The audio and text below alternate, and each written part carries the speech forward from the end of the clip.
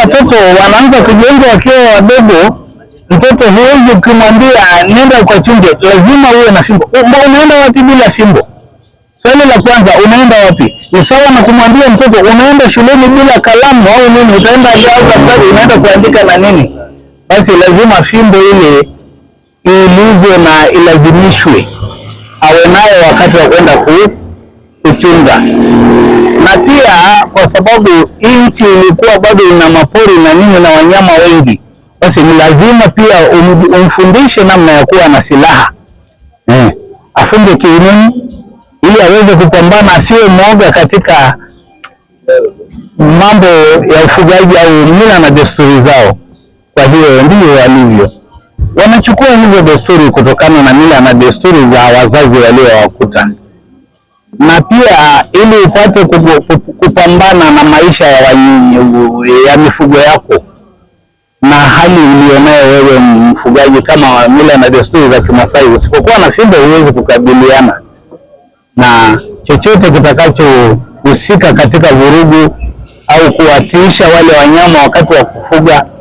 Na hii mifugo ni kitu kikubwa, tuseme ni rasilimali inayotaka ulinzi kila wakati.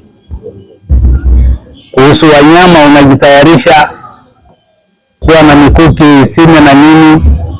Na pia hii fimbo inafanya pia kuwatiisha wale wanyama katika wakati wa kufuga, kuwachunga, yaani kuwasimamia katika kila sehemu. Fimbo inaingia huko, ingawa ni silaha ndogo, sio silaha kali kama silaha nyingine. Sasa nikisema Wamasai, yani nasema ya kwamba silaha hizo huwa kimila zilikuwa zinatumika katika ulinzi. Sisi inaanza wakati watoto wakiwa wadogo, wanaandaliwa, wanatengenezewa mazingira au msingi wakiwa wadogo, na umri wao unaanza kuanzia miezi, akiwa na miaka 7, 8, akiwa anajua kujitambua.